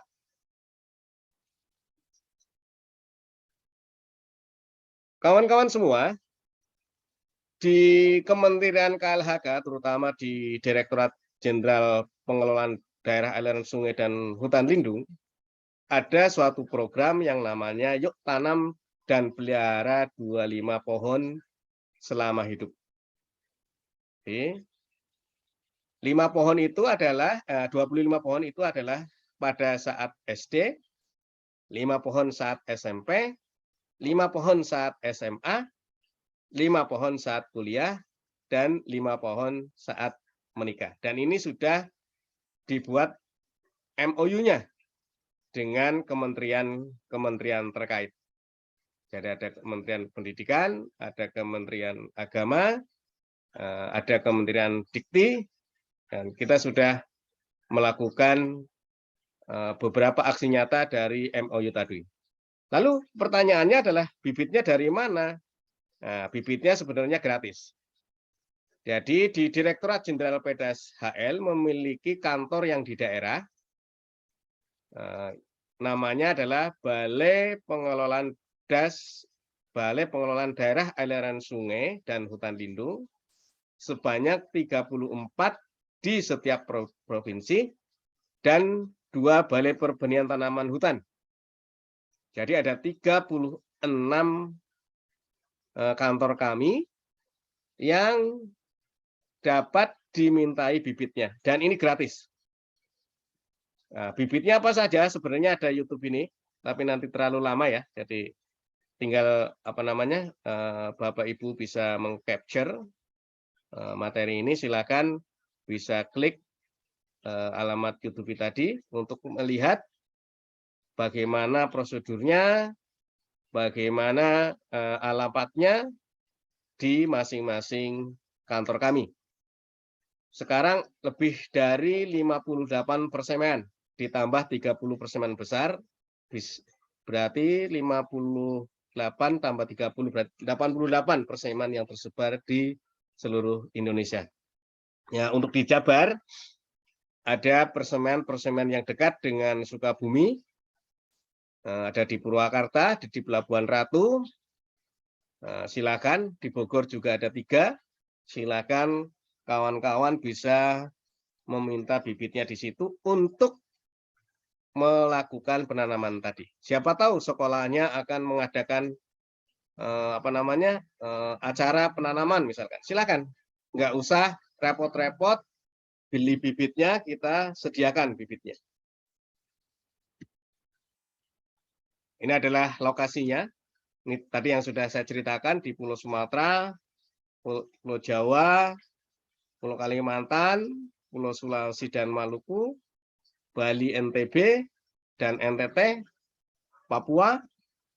Dan terima kasih ternyata ya, sudah selesai ternyata. Jadi saya mengucapkan terima kasih ke kawan-kawan semua. Ayo jaga lingkungan kita. Ayo berpartisipasi sesederhana mungkin untuk mencegah perubahan iklim yang ada. Manfaatkan teknologi sebagai salah satu agen perubahan yang bisa intinya mencegah perubahan iklim tadi. Terima kasih. Assalamualaikum warahmatullahi wabarakatuh. Kami kembalikan ke moderator. Baik Bapak, terima kasih banyak untuk pemaparan materinya yang luar biasa ini. Jadi memang benar ya, kita harus memanfaatkan teknologi sebagai agent of change atau sebagai agen perubahan agar bumi kita bisa terus lestari, bisa terus hijau, agar kelak nantinya anak cucu kita bisa terus menikmati hijaunya bumi kita ini. Dan juga dengan teknologi akan mengurangi sumbangan emisi yang telah dibuat oleh manusia. Terima kasih untuk penjelasannya, Bapak.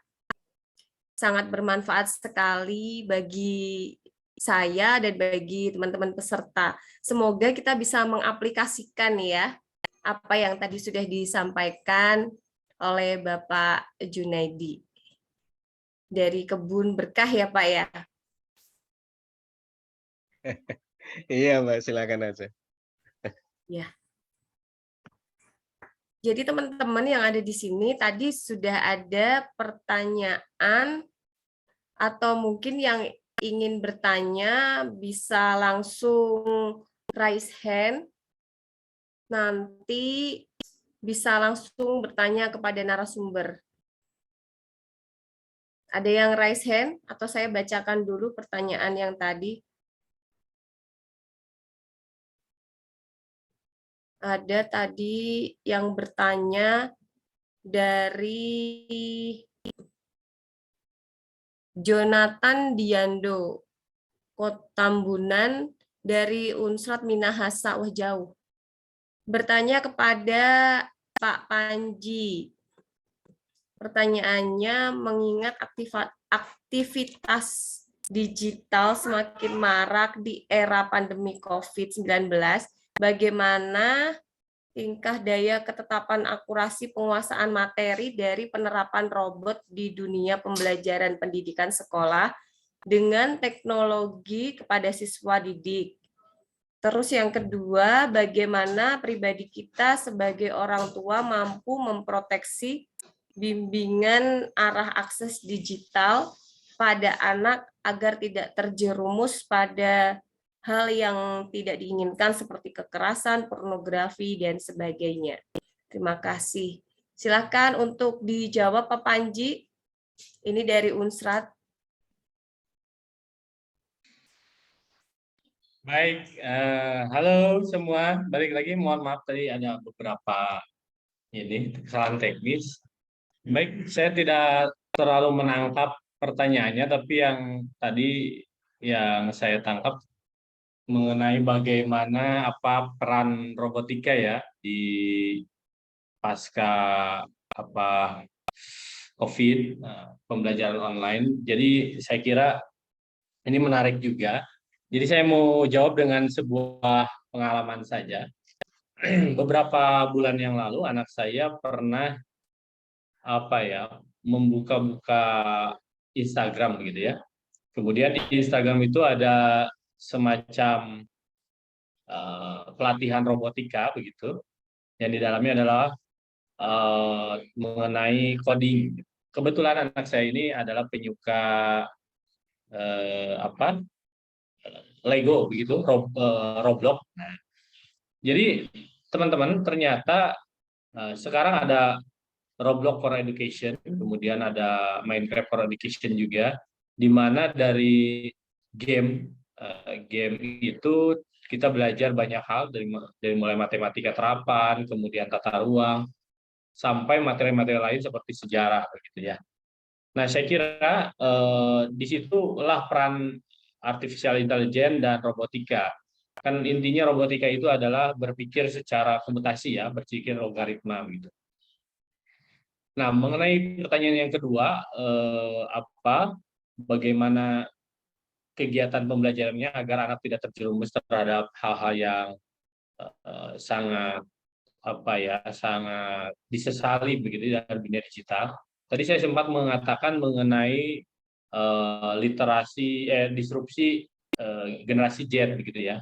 Memang kekurangan anak-anak dari generasi Z ini adalah generasi Z dan Alpha ini adalah mereka itu lack of communication skill. Jadi mereka itu memang sulit untuk berkomunikasi secara verbal gitu ya. Karena mereka ini senangnya ya dengan chat dan lain sebagainya. Nah, disinilah peran orang tua bagaimana mengembangkan ilmu parenting mereka, bagaimana mendidik anak-anak dengan cara ya komunikasi yang secara baik. Oke, pasti kita juga akan sebagai orang tua akan senang gitu ketika seseorang bertanya bagaimana perasaan kita ketika menghadapi sebuah masalah. Nah, begitupun dengan siswa atau anak kita, ketika mereka ada masalah, baiknya kita memulai untuk menanya mereka. Nah, kita berikan pengertian bahwa ada beberapa game yang seharusnya dihindari untuk usia seperti mereka. Contohnya game-game kekerasan seperti game online yang sifatnya MMORPG gitu, atau MMORPG itu seperti, mohon maaf saya sebut ya, seperti ML begitu. Kemudian game-game perang seperti Free Fire, PUBG ini seharusnya diinstal setelah usia sekian tahun. Karena kan di Google juga ada batasan untuk usia. Nah, seperti itu. Saya kira itu yang bisa saya utarakan. Mohon maaf karena keadaannya di sini sedang gangguan teknis, jadi saya mencari sinyal gitu. Jadi mudah-mudahan sedikit banyaknya bisa menjawab pertanyaan dari teman kita yang tadi bertanya.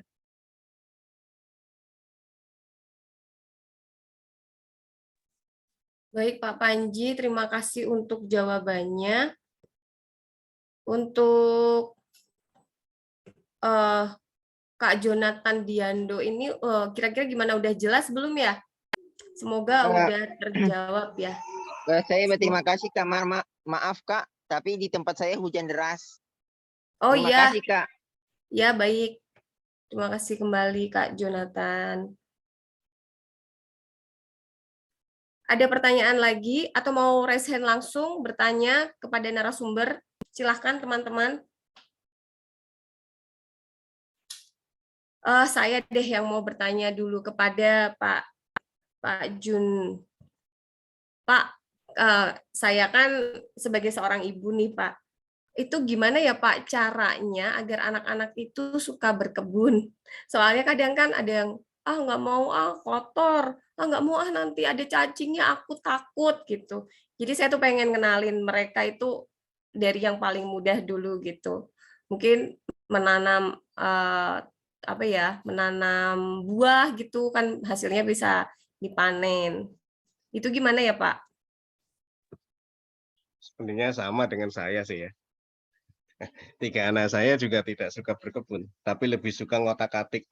Yang 2 lebih suka ngotak-atik robotik. Yang 1 lebih suka bahasa Inggris dan bahasa Arab. Sama. Bagaimana caranya? Tapi memang ada kalanya ya kita akan bertanya kan untuk bagaimana sih kita harus bisa melatih anak kita. Tapi saya prinsipnya adalah jangan paksa anak itu, karena anak mempunyai potensi tersendiri. Ini istri saya juga sama seperti itu, jangan memaksa anak yang tidak pada potensinya. Nah, tidak pada potensinya. Tapi kalaupun tadi hanya sekedar untuk dalam artian fun, ya bolehlah kita ajak sehari-hari, jangan apa namanya terlalu tadi kembali diajak tapi jangan dipaksa ya, dengan catatan itu. Yang keduanya kita mencoba paling sederhana dulu lah. Bukan hanya tanaman buah. Kalau tanaman buah itu sudah lebih tidak sederhana ya, karena memiliki peralatan yang lebih ini lagi ya, lebih kompleks lagi dibanding dengan tanaman hias. Cobalah dengan tanaman hias dulu. Tanaman hias pun ini yang tanaman hias yang lebih mudah tumbuh. Lebih mudah tumbuh. Misalnya kalau di kami namanya krokot misalkan. Itu tumbuh dengan mengajak di pagi hari anak-anak kita itu. Jadi apa namanya tadi ajakan kita di pagi hari maupun di waktu-waktu yang luang, mudah-mudahan bisa menggerakkan hati, bisa menggerakkan keinginan anak. Nah, kalau sudah tergerak, ajaklah anak ke kebun.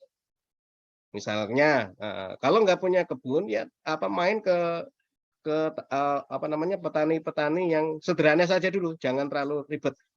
Yang tanaman hias misalkan. Atau main di kami, di Kebun Berkah, kami punya 38 petani. Silahkan.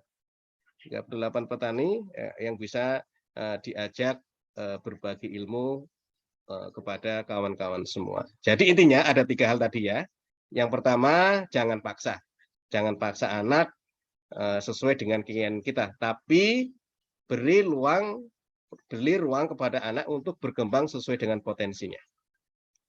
Saya hobi nanam ya, melihara agak susah. Hobi nanam tapi memelihara agak susah. Saya hobi nanam, tapi anak-anak saya tidak.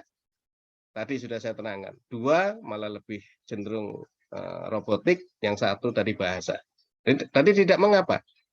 Yang keduanya kalau tadi ingin terus, ya tadilah cobalah dengan yang sederhana dulu, nanam tanaman hias. Misalkan di pagi atau sore hari atau di luar waktu-waktu yang luang. Kalau sudah tergerak tadi, ajaklah anak keluar rumah untuk belajar langsung kepada petaninya.